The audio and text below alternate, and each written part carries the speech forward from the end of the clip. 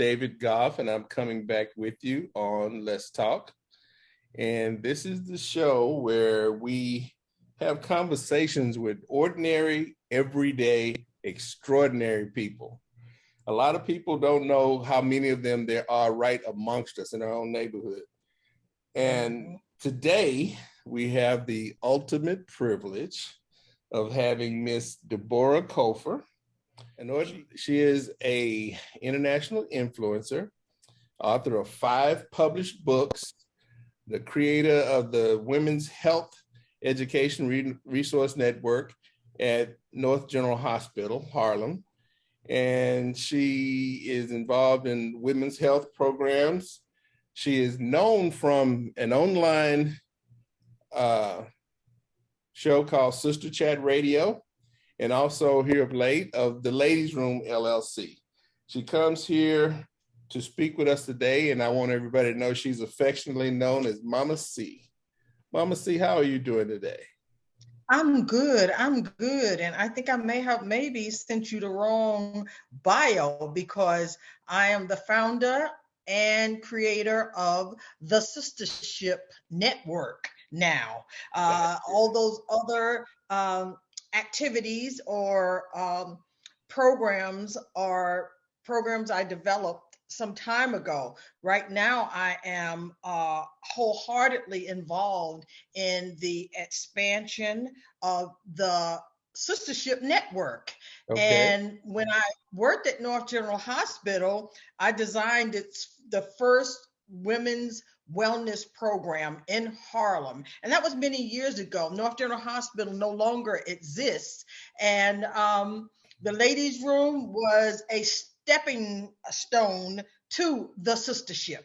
And that's going very well. We are on Facebook and all of the other social media networks, and it's doing fabulously. And some new things have happened, which we will announce probably in the next month or so. So, I'm just thrilled that things are going so well. But when you walk in your calling, it can't do anything but go well, as long as we are willing to fully embrace our calling and be willing to just grow with it, no matter what the challenges are. And trust me, no matter what we do or what our calling is, there are many challenges, but we can't give up. We can't get too frustrated.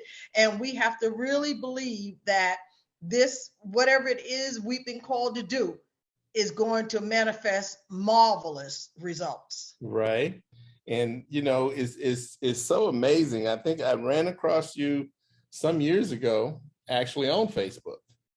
And you people out there really need to find out what she's doing. This lady is one of those people who posts inspirational sayings every day of the year on Facebook that can surely be maybe the words you need to hear that day.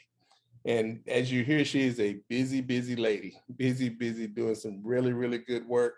And Mama C, today we're going to have a conversation because we have been through, as a country, as a people, as a world, a lot here recently with COVID, with the political climate, with the war going on and so on and so forth.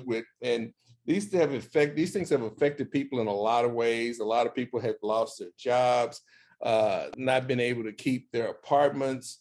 And you can imagine the effect that this has had on children. They're living in a world that we never experienced. I mean, the kids of a certain age have only had masks, have only heard COVID and had to protect themselves, so on and so forth. And I truly believe that has changed us emotionally and socially. And I know that a lot of people are experiencing a certain level of brokenness right now. So now, I think absolutely. I want to allow you to talk about the importance of healing that brokenness that, a lot of us could be experiencing right now. Well, I think that is a subject that is so essential right now. And in addition to what's going on now, there are many people who have gone through very dysfunctional and traumatic childhoods as I have, as a incest survivor and a rape survivor. All of this when I was very young. I was raped at 12 by the older brother of my then best friend, and sexually molested by my father. And trying to just survive, I realized I spent many years in survival mode. I wanted to some degree, uh, shove some of the things that I've been through to the background by doing other things that help to mask my pain. But Mm-hmm. one of the things I learned was that struggling with our denial is an ongoing process if we don't deal with it. Right. And I believe, what started this journey of healing from my brokenness began at age 19, when I realized that, I'm an adult now, or close to being an adult. And it was up to me to decide how I was going to live the rest of my life, and whether or not I was going to let the trauma of my childhood infect my life and thus affect the choices I make. And, it's easy to say that we're going to heal and now we're going to be in charge of our own lives. But what does that really mean? How do we heal? What do we need to do? Well, first, we need to acknowledge that we are broken, that there's something inside of us that is broken because of the traumas of our life, whether it be Right. when we were children or as an adult. And that's And something so, that many people don't want to acknowledge that or share that, because they don't want everybody else to know what's going on with them, whether there's a certain level of shame or even guilt about what possibly happened to them. So I can understand right. what you're saying. Yeah. I think for many years I felt guilty. I felt like it was my fault. But I had to realize that as a child, none of that was my fault. Right. But as an adult, what happened from that point growing forward was up to me Right. and the It becomes your choices I made. responsibility, right? Absolutely. I Right. had to be accountable for my life from that point growing forward. But being accountable meant that I couldn't spend my life denying that these things had happened to me. I had to acknowledge them and understand that as a child, that none of the things, none of the dysfunctional, none of the traumatic things I went through was my fault. And I think that was the first thing that I had to acknowledge and accept. And as I decided, and when I decided to move forward and to live, as the quote today, live my best life, I had to figure out what that means. I had to surrender to the realities of my past and Right. recognize I could either take charge of my life growing forward, or I could stay stuck in the pain and the guilt and the shame I felt from my past. And Right. so I had to, just establish that sense of self-worth and value and self-love. And all of this healing is a repetitive process. It Right. doesn't happen overnight. Every day I had to tell myself that was not my fault, but all the choices I make going forward, whether they were the right choices or not, or whether they manifested the outcomes I wanted or not, they were my choices. And so Right. I also had to take responsibility for whatever those choices were. So can I ask you a question? This whole evolution that you had to go through and the realizations that you came to, was that a solitary process, or did you reach out and get help? I mean, what were your sources of inspiration to move forward?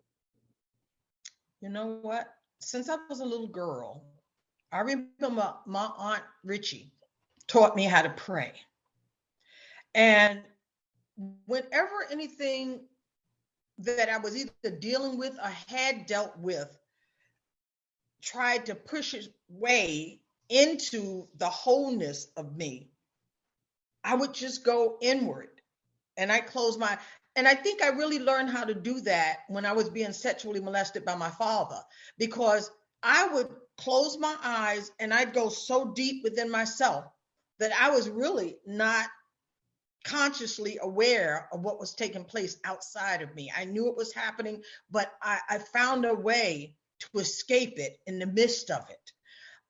And so I think that it begins as a solitary process. You know, we have to begin to realize that healing begins with us, not with other people on the outside, not with our families, not with, people who seek to pass judgment for whatever reason. And I think a lot of people who pass judgment do so because they have not yet dealt with their own issues that are affecting their lives. So I have to say it begins as a solitary process. I So prayed and I meditated. would you say that that the healing begins with a decision?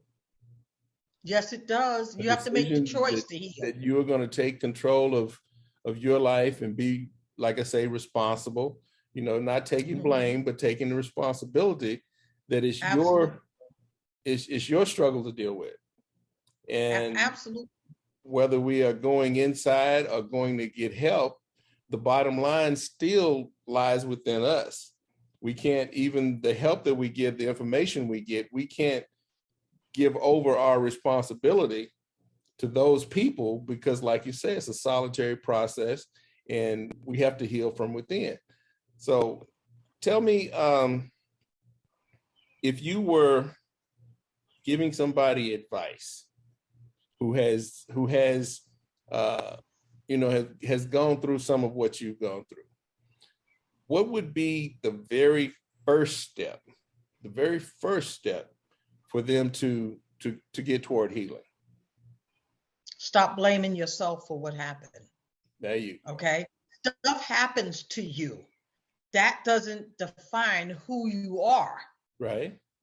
Unless you're willing to give your power over to someone else. And I've never been willing to give my power over to my father, over to my girlfriend's older brother. I didn't want to give anyone the ability to continue to control me, my mind, or my life. Right. I didn't want them to say that. Right. I always say that, and people may disagree, but I truly believe that anybody can be victimized. Anybody can be victimized. But absolutely, being and remaining a victim is a choice. Yes, it is. It very much is. And hello, you froze up on me. You still with us, Mama C? Oh, look like our connection is messing up here.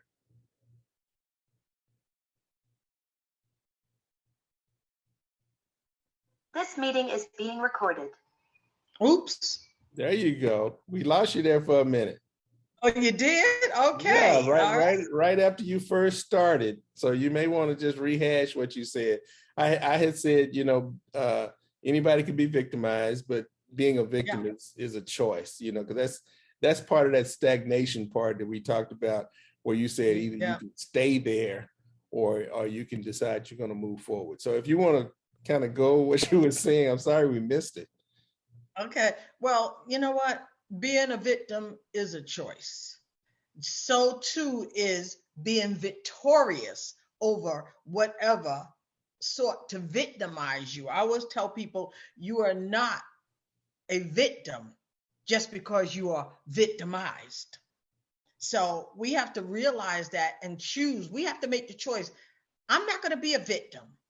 But I also had to figure out a lot of things because there was so much dysfunction in my childhood. There was no healthy parenting. My mother was in a mental institution. My father was a sexual predator, who preyed on his daughters. So I had to There's a lot of things I had to learn as I got into my adulthood and have grown through things that I needed or would have been a whole lot better for me if I had learned them as a child. So I really had to start to learn a lot of them. Learn, what does it mean to be, to love people? What does it mean to love yourself? What does it mean to be in healthy relationships, whether they are platonic or romantic? And that's something I had a lot of trouble with for many, many years. And to be honest with you, the choices I made in men at the time was predicated on my fear of being abused. Right. And so it wasn't until my early 50s, I'm 68 now, it wasn't until my early 50s that I realized that the choices I made in men was based on my need to feel I was in control of that man to a certain Right. degree. And once I realized that, I was able to deal with that. There are a lot of things that will come up in the process of our healing. And when they do come up, we can't ignore them. You know what I'm saying? Right. We have to come face to face with those challenges, those things that are negatively impacting on the choices we make and the life we live. Right. So we have to be strong. We have to be emotionally and spiritually strong enough to step to whatever the challenges are and whatever comes up from the core of our souls that we need to be aware of and we need to face and deal with. Right. So we have talked about what the first step would be in that scenario toward this healing. So kind of give us some action steps that somebody can do. Is there anything that worked for you that you can suggest as a physical action that moves you closer and closer every day? Because we need to be able to measure our progress and acknowledge our progress. And because there are going to be days that we're going to kind of sink back. This is not something that's taken care of overnight. And I think that because traumatic experiences can cause us to take on certain habits, and those habits create our life, what are some other habits that we can possibly take on that would help in the healing process? Be true to yourself. Be true to yourself, acknowledge that these things have happened, but also acknowledge that they don't have to be the stepping stones by which you travel through the remainder of your life. And also, I think I had one of the most incredible support systems. I'm a big advocate of support systems, and all the programs I do are based on developing healthy and strong support systems. I had incredible girlfriends who are we are still connected. Girlfriends from high school, girlfriends I made on my job. Matter of fact, I was talking to one today, and she and I can always laugh. We're both considered senior citizens now. I like to say seasoned citizens. And, we many years ago, one of the choices we made was that when we reached the senior years, that we were going to laugh our way through them. And it's a good thing that we made that pact, because there are a lot of changes that take place in our lives during our senior years, particularly age 60 and over. I'm 68. She's 10 years older than me, so she's 78. But we made the choice, number one, to be friends and to be sisters. She's like an older sister to me. And we support each other. We can tell each other openly and honestly what we're feeling. A lot of people will call themselves your friend, but not everybody who calls you a friend or you call a friend is a friend. Often they're associates, co-workers, or other, whatever they may be. And so we have to be real about who the people are in our lives. I tell people, pay attention to your intuitive senses. One of the things I learned is that my intuitive sense never steers me wrong. Right. It's when I go against my intuitive senses that I end up in one of the potholes of life, you know? So right. you gotta be real about who you are and not allow what's happened to you to become the blueprint for how you live your life. Right. You know, I like the analogy of the pothole because, you know, we're at a certain level in our life where we've been through a lot and we've seen a lot and we've experienced a lot. And if we were talking to somebody who was a lot younger coming along, because everybody's on the path, is they need to understand that there's potholes. You never get there. The journey never ends, you know, and there's going to be ups and downs and so on and so forth. But the bottom line is you determine who you are. Yeah. And let who you are determine what decisions you make. And you don't have to put up being around people who do not nourish you, who are not good for you, whether they're family or not. And we can't be afraid to let those kind of relationships go and seek out the kind that we really need and want in our life. You know, absolutely. And we can't make people like us or love us. I tell people I love everybody, but I don't like everybody. And, you know, you even don't like some of the people you love, right? Yeah, and I don't like some of the people I love. Exactly. You know, so, you know, it's important that we be honest about who the people are in our lives, you know, embrace the now, the reality of now, not what your reality was when you were a child or a younger woman. Yes, I've been through a lot of experiences. Yes, I've gone through a lot of heartbreak and just heartache in general. But I realized that I did that because of the choices I made. One of the lessons I've learned is you can't change people. They are who they are. Right. And no matter how much we want them to be somebody else to us, the reality is they are who they are. Right, right. And we can't change that. And I think that's one of the biggest lessons we need to learn, particularly when we're trying to get into relationships or be in a romantic relationship with someone. A lot of people, you know, they can see people's flaws and faults, but they want to pretend they don't exist. Or, oh, well, he'll change, she'll change. Oh, it'll get better. No, it is what it is. Or I can change them. Oh, I can change them. Exactly. You know, it's so funny. And that's one of the, go ahead. There's a saying that says every day we have two things. We have a chance and a choice every day. Mm-hmm.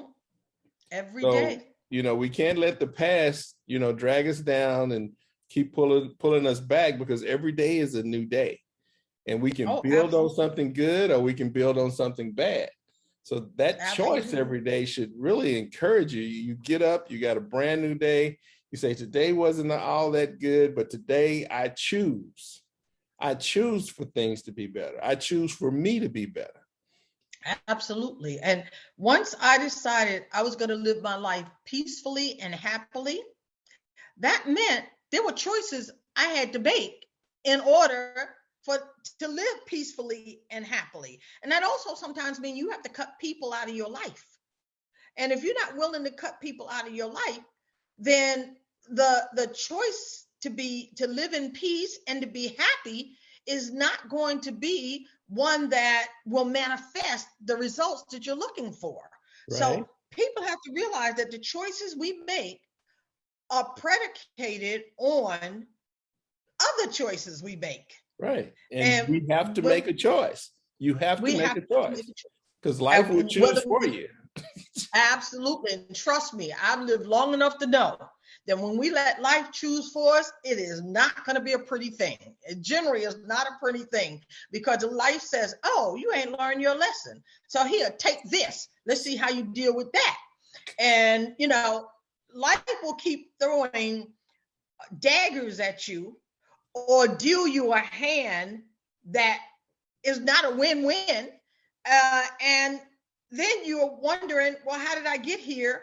How do I get out of this? And then it becomes a repetitive cycle. So instead of growing and ascending to new levels of excellence in our lives, what happens is we spend the rest of our lives going around the mulberry bush, around the mountain, round and round, never getting up the mountain to be at a place that we enjoy being, that we want to be. We just keep going in circles, round and around and around, like we're playing, or like we're on a merry-go-round. Right. So, I mean, I'm a true believer that, your life, the quality of life is made up with your life experiences. And if you have very limited life experiences, if your world is no bigger than the block you live on, you just don't understand how much is available out there for you and how many things you can do. So I'm a big advocate of reading. I'm a big advocate of finding yourself a mentor. Sometimes a mentor can be somebody you never met, but you see something about their life that you would like to have in your life. And you kind of, read their books, listen to their speeches, and see what resonates with you. And at the same time, remember, that person is still human. That person still has faults. There can be a complete difference in the message and the messenger. But if the message is inspirational for you, take the message. Take the message. That's right. That person is living their life. They're not living your life. You find good things that work for you, that resonate with you, and you take them on in your life. You go out and you find experiences. I mean, if you are, say you feel stuck or depressed, you need to go outside of where you are and experience some of the things you're just curious about. If you don't know about something, you just thought about it. We've got the internet now. We've got all kinds of things that can take us outside of ourselves. And we may experience some things that we never thought was us that bring all kind of joy to our life. So you got to be open to some new experiences, some new ideas. I think nobody should ever really be stuck. Absolutely. And definitely not stuck in the past. Okay. Right. That's why I say it's important to embrace the now, the here and the now. What's going on in your life right now and what's impacting on that? Are the experiences you had that were not so good dictating the choices you make now? Right. Or are you seeking to make new choices without allowing the past to become the guiding light, or shall I say, the guiding darkness through which you try and maneuver your life? Right. Embracing right now and loving yourself, learning to love yourself. I tell people, you can't truly love anybody unless you learn to fully love yourself, which also means you have to protect yourself from outside sources that don't mean you any good. Right. And if you're not following your intuitive senses, if your intuition is saying, don't mess with that person, don't get on that elevator with that person, or don't walk down the dark street by yourself without some source of protection, then you need to listen. But the problem is, I like to say the challenge is that most people ignore their intuitive senses. They want to think that, nothing's going to happen to me. We're going to be okay. Yeah, well, we never thought 2 planes would crash into the World Trade Center either.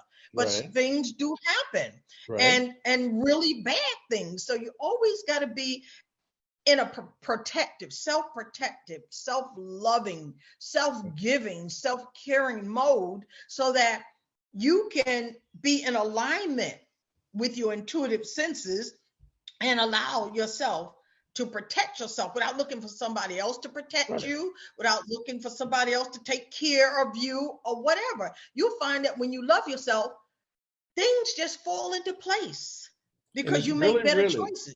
It's really, really important for us to define ourselves for ourselves.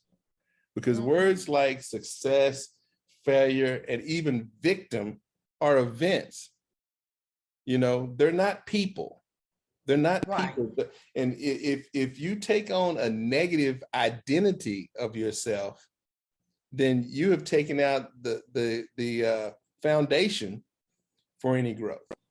You know, because some people choose their identity from the negative things that happen. In, you know, I'm an orphan, or I was molested, or my father left when I was small, and they're still using those things as the groundwork for who they are. And a lot of times they become limiting to what they're capable of, because they've chosen that as an identity. So like I said, I think it's really important. One of the things is really important for somebody to know they can define themselves for themselves.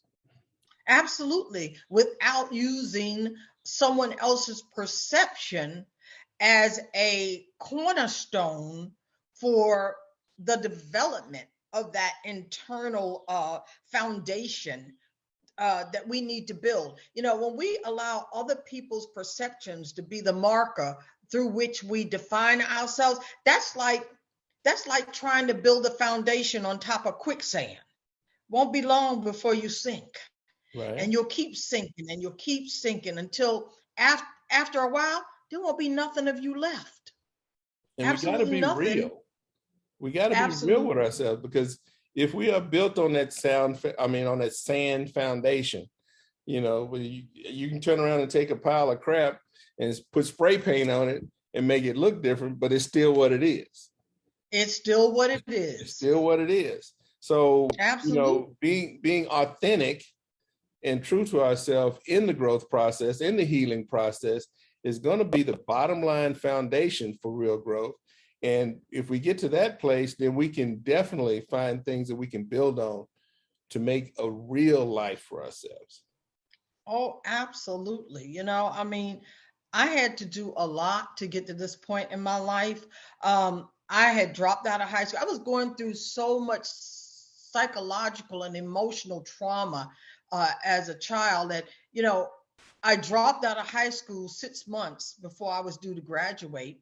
And although I was pretty much an A student, my grades had nothing to do with my attendance. So I'd leave out in the morning, supposedly heading to school. I'd never get to school. I'd do something else. So I'd come back later after my father had gone to work, and I'd hang out at home, or we threw hooky parties. My two brothers and we threw hooky parties. All kind of stuff went on, you know, and we lived in transient hotels with pimps and prostitutes and all kinds of, and drug addicts and all kind of crazy stuff going on. So I had to learn to maneuver my way through all of that.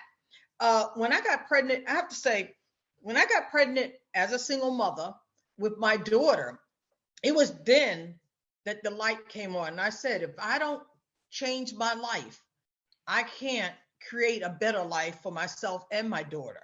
So I went back. I went and got my GED, and I passed it on the first time. There were a lot of people in the class who had taken it 2, 3, 4 times and had not passed it. And I said to myself, oh no, that's not going to be me. I'm passing this test on the first go round. And the only thing I was deficient in was math. So every day when I got up and fed my daughter, and I got her dressed and bathed and dressed and put her down to play, I sat up in my bed with my math books, and I had actually learned algebra, geometry, and trigonometry in 3 months. All 3 of those, because I needed to know those to pass the math component. And that was the only area I was deficient in. I took a pre-test. That was the only area I was deficient in. So you have to make a commitment. You have to know what you want. I wanted to make a better life for her, my daughter, and myself. So that required a commitment. So I passed the test the first go round. Then I went on and got an associate degree. Then from there, I decided I want to work in a hospital. So I went to a technical school and learned all of the terminology, the medical terminology I needed. After all of that, I got a job and I kept moving up fast. And I went on back to college, got my bachelor's degree, and I ended up, I did that while I was the special assistant to the president of the hospital. I had moved up into that. That's a high ranking secretarial position. So let's be clear. But let me tell you, as a secretary in that position, I made more money than a lot of the college graduates, you know? So I just kept making steps toward living a better life until I got to the point where I realized, you know what, every day we can choose to live our best life. And what our best life looks like to us doesn't necessarily have to look the same for somebody else.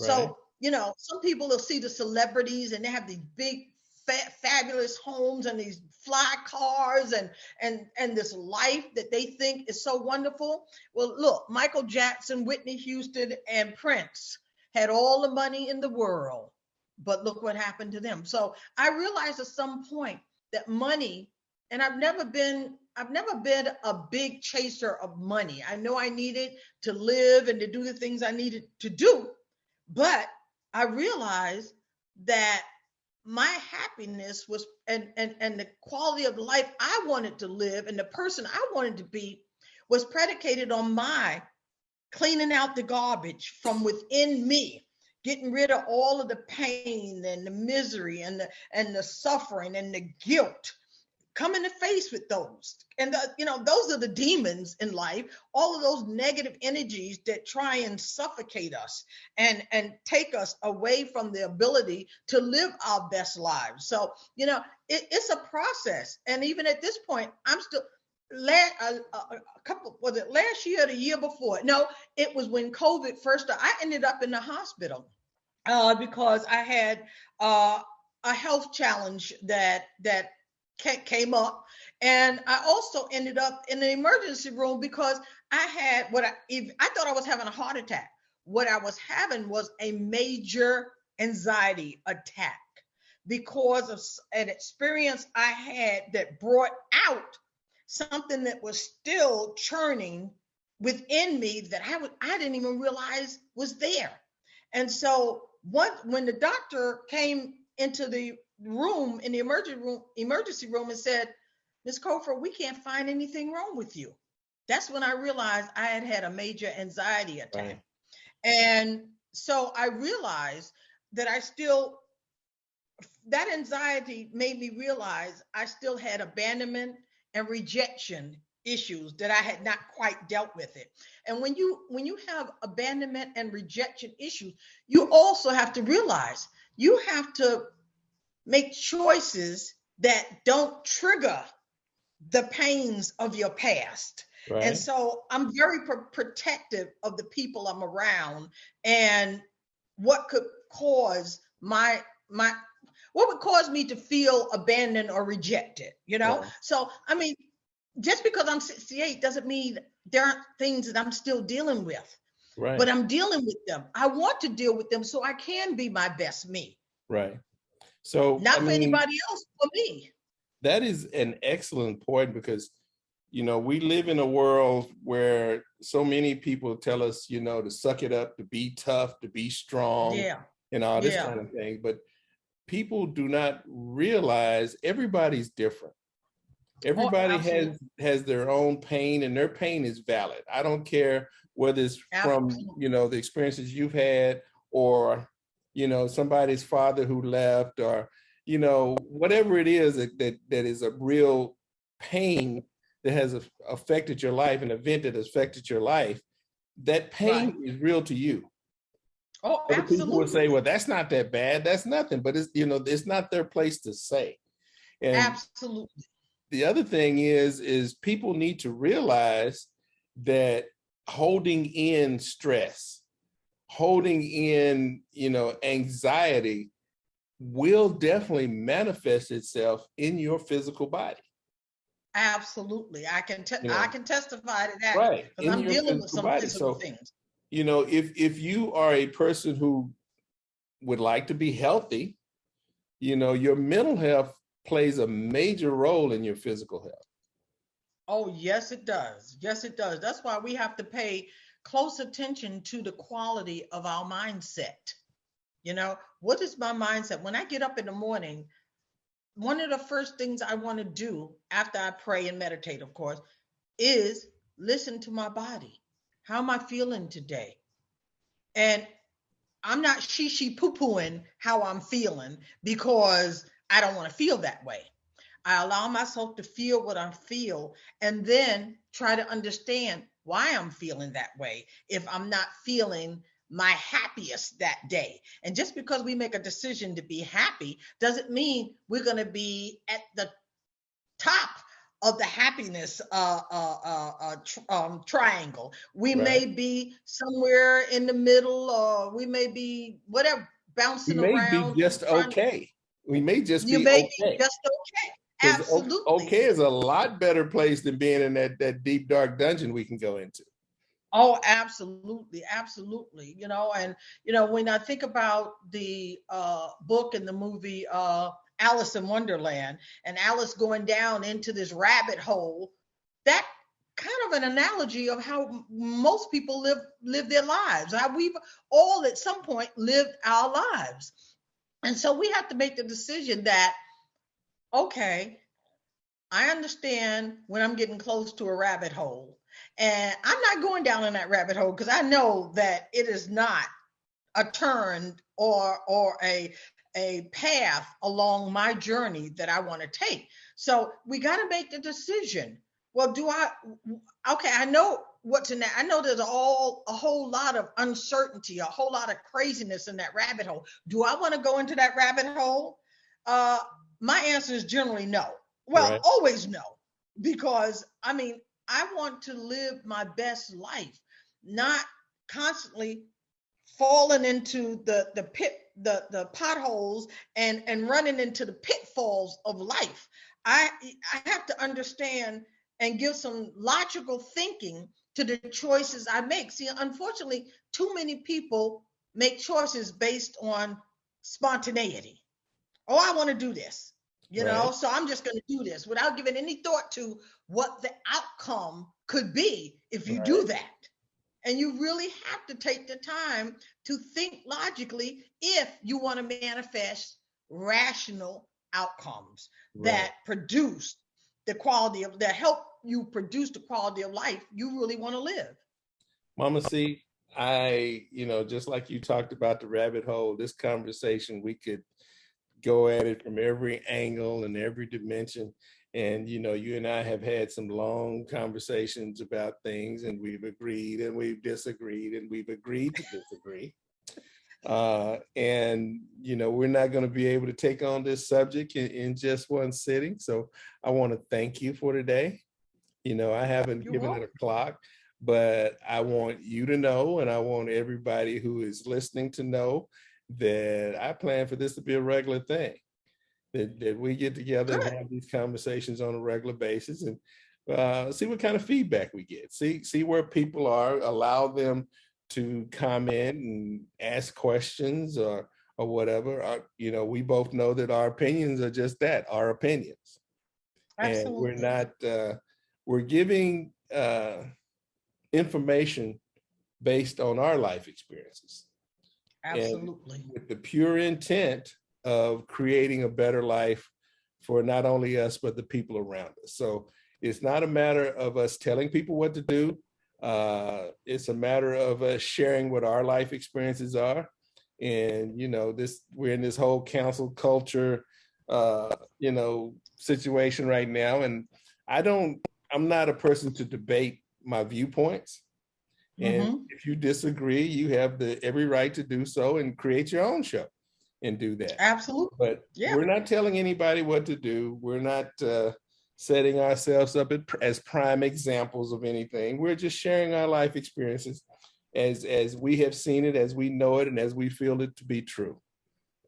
Absolutely. And can I say, I hope that the jewels and gemstones of wisdom that we share, people will take it and put in their treasure chest of life to be used, to be applied to their lives so that they can have a better life.